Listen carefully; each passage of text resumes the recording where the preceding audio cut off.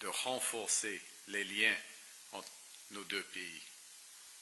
Et à cause de ça, nous avons des relations très, très fortes, une base très solide.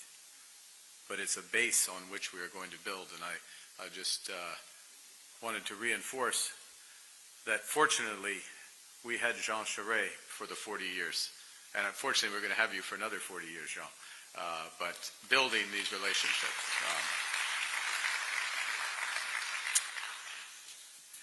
Your Excellency, Dr. Sultan Al Jaber, Your Excellency, Mohammed Al Swedi, Your Excellency, Minister Al-Thani, Excellencies, ladies and gentlemen, Musaba, thank you for that generous introduction. Thank you for our partners at ADNOC for hosting, and XRG for hosting us today.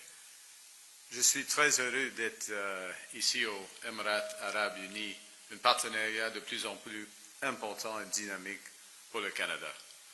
And I'm especially honored to be addressing this group of business leaders from both our nations, gathered today by the Canada UAE Business Council. As I just said in French, leaders like Jean Charest, co-chair of the Council.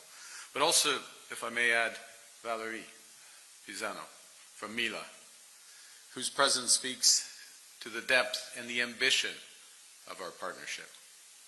And as was mentioned kindly by Musaba, this is my second time addressing this group. 2 years ago, I had the pleasure of standing in front of you at COP28 in Dubai. Now, a lot has changed since then. I have a new job. More importantly, the world has woken up to some new realities, from trade to technology. And for many, the pace of that change is disorienting, it's threatening. But I suggest that the prescription for success in a world that's more dangerous, divided, a world where technological change is accelerating, the prescription for success is the theme of COP28. Theme His Excellency led with, a theme declared by His Highness Sheikh Mohammed bin Zayed. That theme, unite, act, and deliver. Now, under Dr. Sultan's leadership, COP28 united the global north and south, and for the first time convened world leaders, CEOs, investors, innovators, civil society from across the whole range, including the whole range of the energy sector. And against all odds and predictions, forged a consensus, officially, but also in the broader rooms, 198 parties officially. And countries and companies at COP28 chose to act. They chose to act. Triple renewable capacity generation, double energy efficiency, achieve near zero methane emissions by the end of this decade, and move towards, in the classic phrase, move towards energy systems beyond unabated fossil fuels. This is the UAE consensus, the strongest global climate agreement in decades, and still the roadmap for us to move forward. Remarkable achievement. And what is important, because consistent with that theme, unite, act, deliver, the UAE is moving rapidly to turn those commitments into reality. Large-scale clean energy investments, under Masdar's leadership. It says in my notes, 50 gigawatts, over 50 gigawatts in clean power. Scratch that out, 70 gigawatts, over 70 gigawatts in clean power. Last month, the world's largest solar, PV, and battery energy storage system ever, achieving baseload solar power. I paused to let that sink in. Baseload solar power. It took me a few days to process this remarkable achievement. Really, truly showing the world where it's headed, where the future is. Now, I'm going to suggest in my few minutes that Unite, Act, Deliver is also how we should describe the historic transformation that's now underway in Canada. And the first aspect of this is unity. Because as Jean knows, and those of you who live in Canada and are active in Canada, Canadians have become united in the face of the fundamental change in U.S. trade policy. That's their choice. That's their right. But they have fundamentally changed their trade policy. We've become united in the face of a more dangerous and divided world and in the face of the opportunities but also the challenges of accelerating technological change. We're having a period of unprecedented cooperation across all levels of governments, across all regions of the countries, and importantly, between the public and private sectors. Now, secondly, we are acting with an ambition that hasn't been seen in generations. As Jean alluded to, we're fast-tracking major projects to transform our economy, breaking down barriers in trade within Canada, between the provinces, and importantly, that's why we're here, finding new partners, deepening our partnerships abroad. In the past few months, we've announced over $115 billion of nation-building projects, including new ports, such as Contrecoeur at the Port of Montreal with DP Ports, energy corridors, critical minerals, clean energy, projects that better connect our economy, that diversify our drivers of growth, and create reliable partnerships with our friends. Earlier this week, Canada's House of Commons passed our government's first budget. Core objective of that budget is to unleash $1 trillion of investment in Canada over the next 5 years. At the heart of that plan, consistent with COP28, is our climate competitiveness strategy. And that looks to double Canada's clean electricity grid, over 80% clean electricity grid, through a series of incentives, including a clean electricity tax credit, a productivity super deduction, 100% write-off of investments in the sector, and dedicated funds to connect our power grids.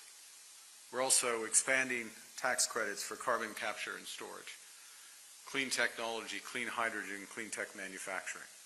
And we're boosting incentives for critical minerals developments from batteries to solar panels, energy storage systems, including a $2 billion critical minerals sovereign fund to finance new projects, emerging companies, provide price certainty. And we'll spend over $10 billion building the essential infrastructure from the first mile to the mines through to the trade corridors and ports out to the world. In parallel, we will expand our defense spending by over $80 billion in the next 5 years, with a skew towards creating huge opportunities in dual-use technologies from AI to aerospace.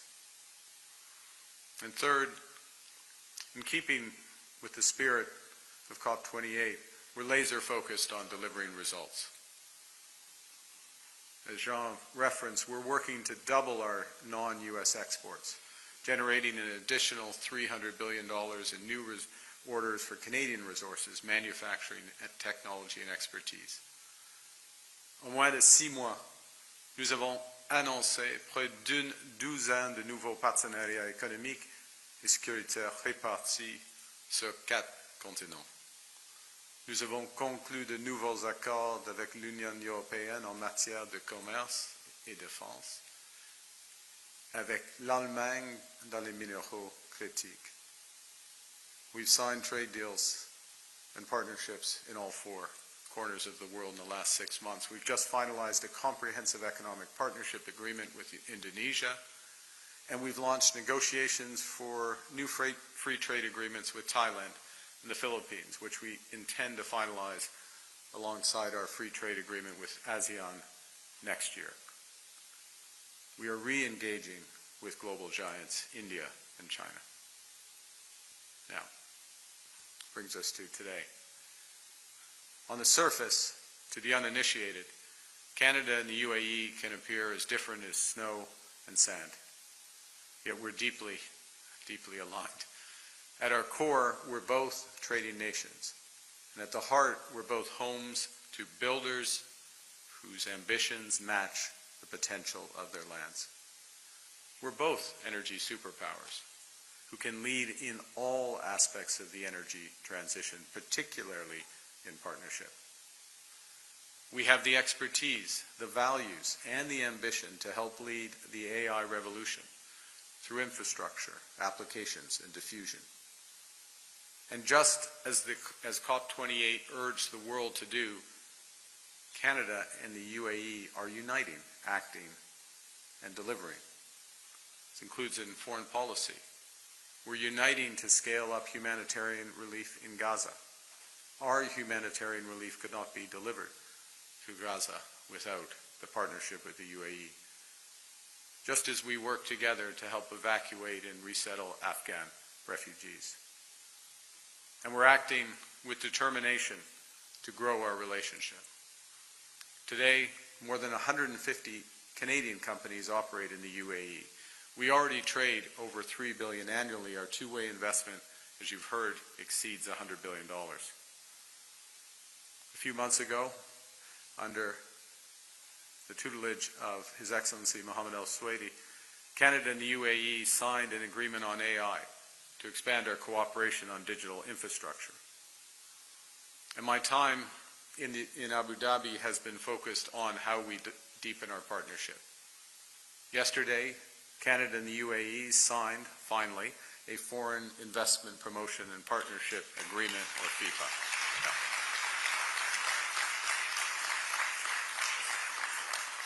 It took the spirit of COP to get us to get it done. This will unlock tens of billions of dollars in investment between our two countries. And for Canadians, it's an opportunity to expand for our engineering firms, our construction companies, our aerospace sector, our agri-food, seafood producers, our AI firms. And as we build our investment ties, we're also elevating our trading relationship.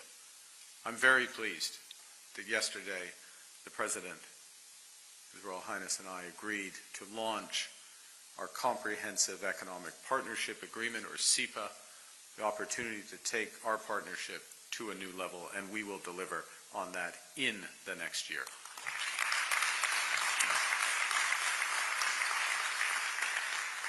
A landmark agreement that will cut tariffs, remove red tape, expand market access, lower costs for our exporters. You know, this is an economy, $700 billion, over 11 million people. The dedication to lead the AI, dedication, expertise to lead the AI and energy revolutions, truly a magnet for global talent and trade. A globally significant commercial corridor, logistic hub that literally connects every corner of the world. You know, for comparison, for Canadians, when we signed our comprehensive economic partnerships, as Jean will remember, with Chile and Korea, trade doubled in a decade. I'm very confident that Canada and the UAE will achieve much more than that and much faster.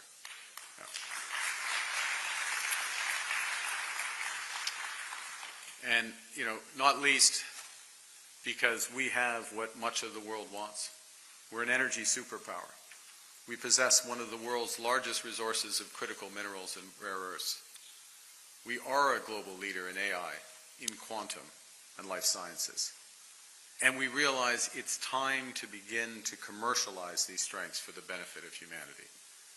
That's why I'm so pleased we're joined by leaders from Mila and Cohere, two of Canada's most prominent entities. And I encourage you in the breaks to speak with them about the opportunities together. You know, one of the things, the many strengths of the UAE that Canada shares is offering investors the certainty that they deserve but all too seldom receive. Speaking for Canada, we're AAA rated. We're fiscally disciplined, financially resilient, and we are anchored in the rule of law. Over the next year, we will take significant measures to elevate our relationship. The Minister of Finance will lead a delegation of Canada's pension funds, $2 trillion of capital, which almost begins to sound significant in the UAE. $2 trillion in capital, the Canadian pension funds. They will come here next year early to deepen existing partnerships and develop new investment opportunities together.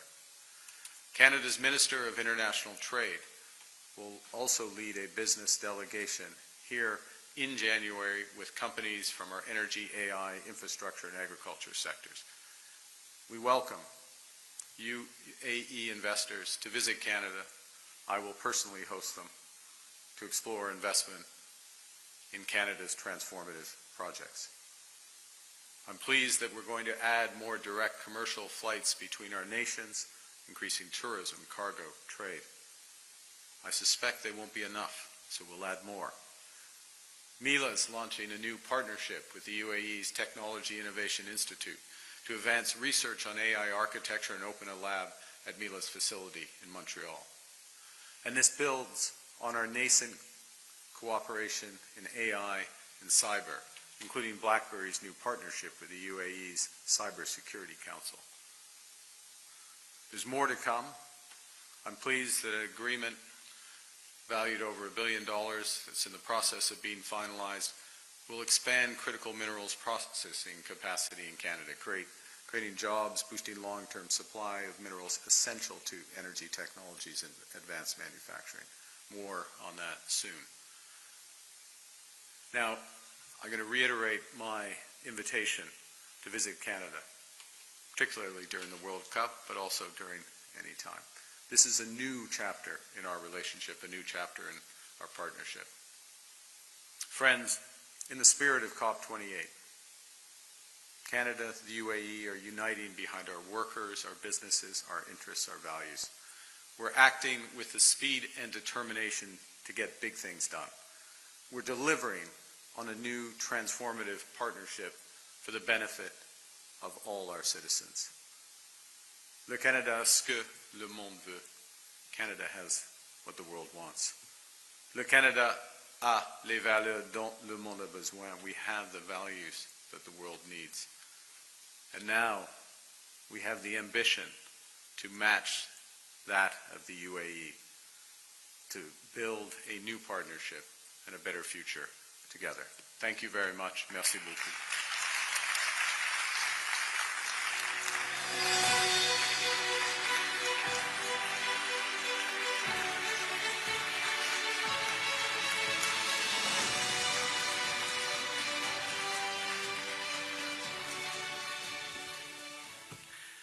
Monsieur le Premier ministre, merci beaucoup pour vos remarques. Essentially, thank you very much, Prime Minister, and listening to you, we couldn't help but think, and I speak on behalf of our Business Council, that this is our moment. And for Canada, for the UAE, and there couldn't be a better time for us to be working together. And we are very proud of this vision that you've shared with us. And we are now committed